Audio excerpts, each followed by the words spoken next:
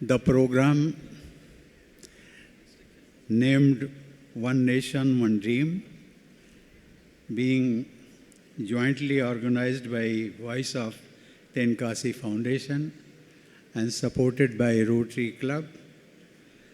On the dais, present Sri Sridhar Vembu, Chief Scientist, Joho, Sri Ananthan Ayasamy, Founder and CEO, Voice of Tenkasi, Sri V. Pandian, Chairman, Vyas College of Arts and Sciences, Sri Dinesh Babu, District Convener, Rotary Club, and other guests present on the dais, dear friends, ladies and gentlemen, dear young minds, Vanakkam Anbane, Vanakkam Nalla Irkingala.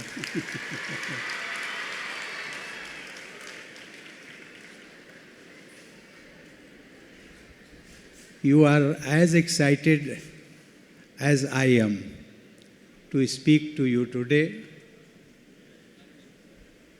Friends, I am delighted to be among all of you this morning. I always look forward to being among the youth. Being with the youth fills me with hope, for they are brimming with energy and curiosity and are full of an unwavering drive to make a mark on the world itself. I feel privileged to visit this holy land of Tenkasi. This morning I had the honor to visit the temple, got the blessings of Lord Shiva, which I rather pass on the blessings which I received to you all present here. Tenkasi has long been revered as the Kasi of the South. It shares a deep spiritual connection with Varanasi, a city of my home state, that is Uttar Pradesh, a city, eternal city on the banks of the Ganga. Just as Varanasi has been a beacon of devotion, philosophy, and timeless wisdom in the north, Tenkasi has served as a spiritual sanctuary in the south, carrying forward the same light of spirituality and learning. I am told that the great Kasi Vishwanath temple here was built so that those unable to travel to Kasi could still receive the same divine blessings. Dear friends, Tenkasi reminds me that in Bharat, that is in India, our eternal tradition is never bound by geography. It flows throughout our vast land and our diverse culture and unites all of us Indians in one spiritual continuum. Tenkasi is a living reminder of many streams of culture flowing into one mighty river of our civilization. Tenkasi represents our civilization unity across vast geographical distances of this ancient land of Bharat. I am happy to note that the government of India has started the Kasi Tamil Sangamam to celebrate and strengthen the centuries-old civilizational and cultural bonds between Tamil Nadu and Kasi. Ladies and gentlemen, history has been a witness to an eternal truth. India has always prospered together, and India has always endured together. From the days of our ancient civilizations along the banks of Sindhu and the Kaveri to the spiritual flowering of Nalanda and Kanchipuram, from the struggles against colonial rule to the triumph of independence, our story has never been the story of isolated provinces, but of one people, one civilization. We have risen together and also faced every storm as a collective. Thus, we, being one nation, are bound to have one dream, one future, and one destiny as well. When knowledge blossomed in the Sangam age of Tamil Nadu, it enriched not only the South but the entire nation. When the call for freedom rang out, it was answered alike in Bengal, in Punjab, in Tamil Nadu, and in Maharashtra. This is why we say that our destiny is intertwined. No state, no culture, no community has ever walked alone in the Indian journey. Each thread, whether from the north or the south, from the east or the west, is woven into the larger fabric of Bharat.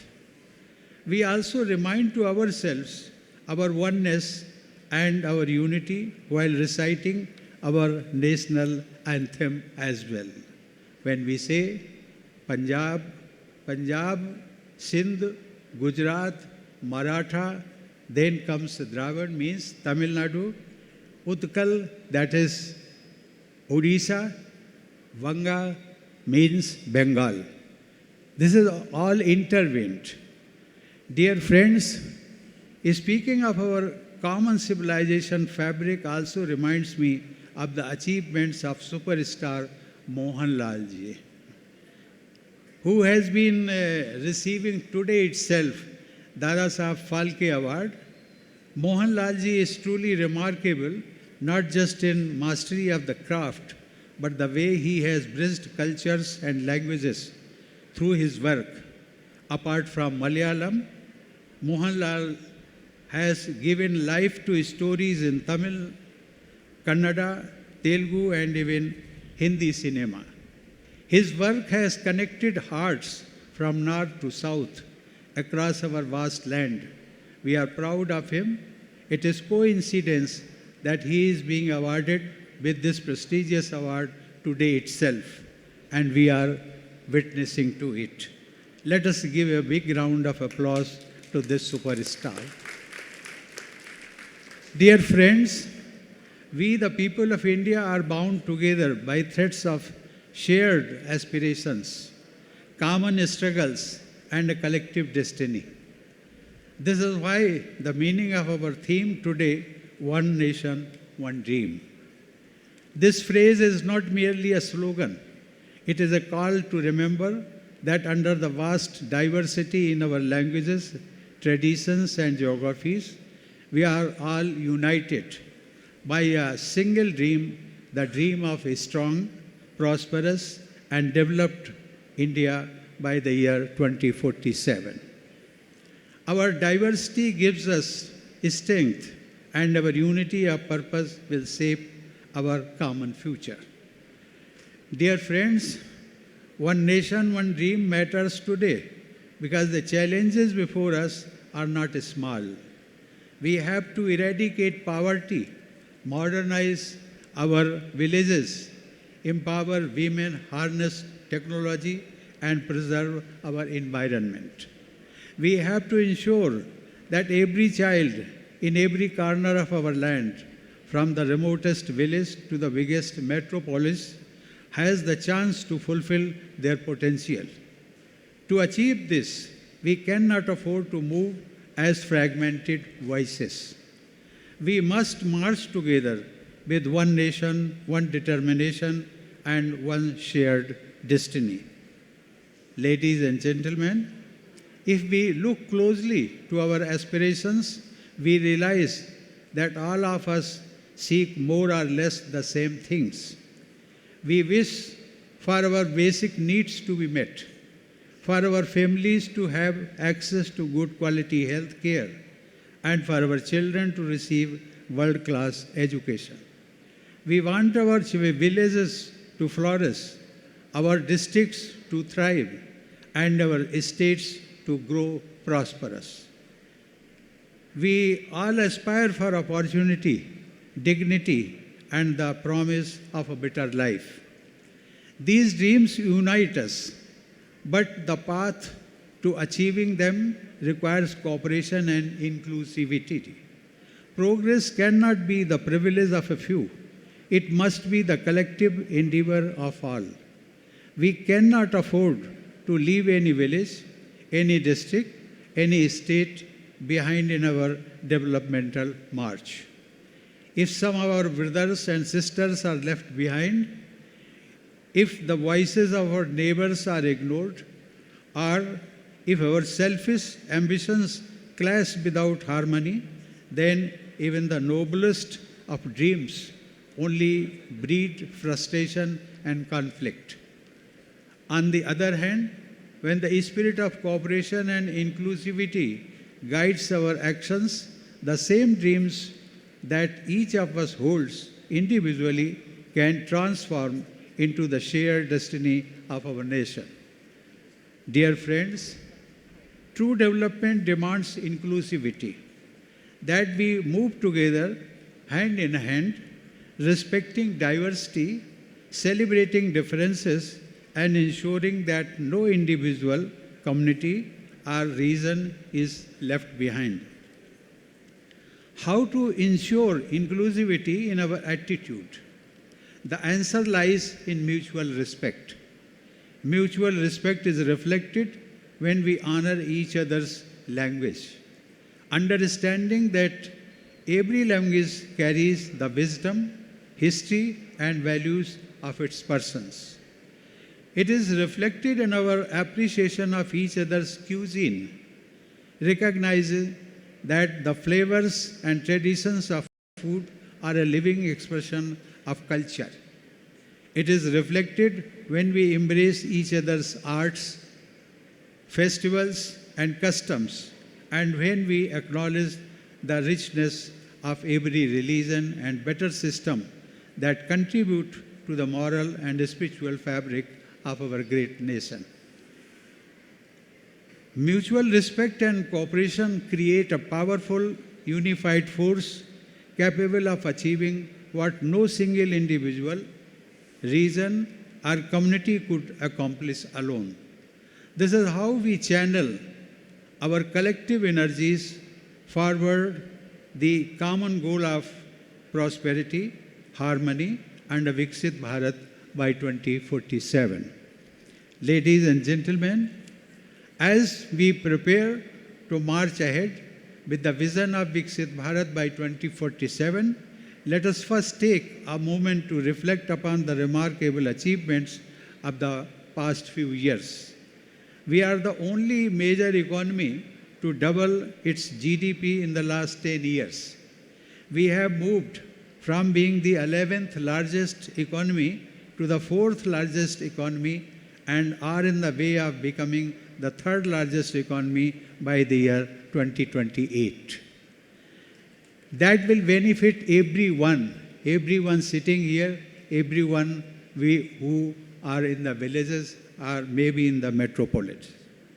In the realm of space and scientific exploitation, India has made the world take notice. The Chandrayaan mission successfully landed near the moon's south pole, making India the first country to achieve this feat. Mars orbiter mission, Mangalyaan, had made India the first Asian country to reach Mars orbit and the first in the world to do so on its first attempt.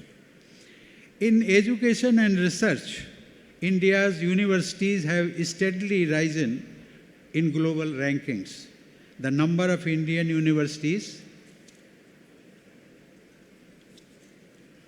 featured in QS World University Rankings has risen from 11 in 2025 to 54 now. As we all know, IIT Madras, alma mater of Sridhar Vembuji, who is sitting here, stands among the world's best engineering institutions. Let us give a big hand. Dear friends, today self-reliance is the need of the hour. Sridhar Bembuji, I am told that yesterday he had a telephonic conversation with the Union Railway Minister, Mr. Ashwini Vaishnaw, and who embraced Swadeshi Joho tools over foreign software solutions. It is a very encouraging fact that our quest for self-reliance is being led from the top offices of the country. Dear friends, we have witnessed remarkable growth in milk production, agriculture production, electricity generation, and renewable energy. The number of airports and passenger traffic have more than doubled in the past few years. Rails, roads, and digital manufacture have witnessed quantum leaps. Dear friends, just a decade back, Indian women barely had access to bank accounts. After the implementation of Jan Dhan Yojana, I am told that today more than 80% of Indian women have access to bank accounts and thereby have become part of the formal financial system. Today, our daughters are becoming fighter pilots. Some of you maybe tomorrow, contributing to space exploration and winning medals at the international sporting events. Women have a better enrollment ratio in higher education than even men. Our Parliament has enacted a landmark legislation, Nari Shakti Vandan Adhiniyam, aimed at ensuring greater representation for women in the political decision-making process. From politics to business, sports to science, and technology to defense, Indian women have carved a significant place for themselves. Dear young friends, you will be the most powerful force that will carry our nation forward. You are the architects of Viksit Bharat. Your efforts will transform villages into self-reliant communities, towns into hubs of innovation, and our nation into a prosperous, peaceful, and developed Bharat. Using your skills and knowledge, I urge you to become innovators who can harness technology for sustainable agriculture and renewable energy, and to improve healthcare and digital governance. Urge you to be social leader who uplift village, eliminate inequalities in education, opportunity, and infrastructure. I urge you to be cultural ambassadors who can carry forward the richness of Tamil heritage while engaging confidently with the world. Friends, but more than skills or knowledge, what will distinguish you as the architects of our future is character, courage, and compassion. Every effort you make to learn, to create, to serve your community, and to uplift those around you is a brick in the foundation of Viksit Bharat. Tamil Nadu is a cradle of civilization, learning, and culture that has shaped the very identity of India. But what makes Tamil Nadu truly remarkable is the way this heritage embodies the spirit of inclusivity, the timeless wisdom of Thirukkural and Thiruvalluvar, to the profound philosophies of Alvars and Nayanmars. Tamil culture has always emphasized selfless service and compassion for all beings without any distinction of caste, class, and creed. Dear young friends, for you, this heritage is both an inspiring and a responsibility. As you carry forward the pride of Tamil culture, I urge you to bring wisdom of your inclusive heritage into the modern world. In this way, you will not just preserve the legacy of Tamil Nadu, but you will also help shape the future of India. The torch of development and social transformation rests in your hands. and I am confident that you will carry it with courage, wisdom, and dedication to mark a stronger, self-reliant, and prosperous India. May each of you achieve great success and find fulfillment on the extraordinary journey of nation building. Dear friends, ladies and gentlemen, you may be finding a little bit, I can say, I have spoken a lot, and that too in quite detail.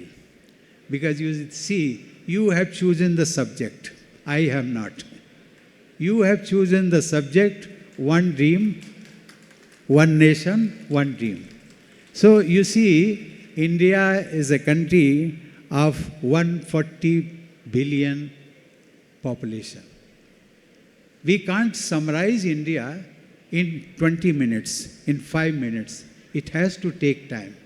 And youngsters, young minds, I am fond of you. I can certainly tell you, you are the future leaders of India. And you have to bear the responsibility also. You have an enormous responsibility. You have enormous force. You have enormous resources to become the world-class citizens.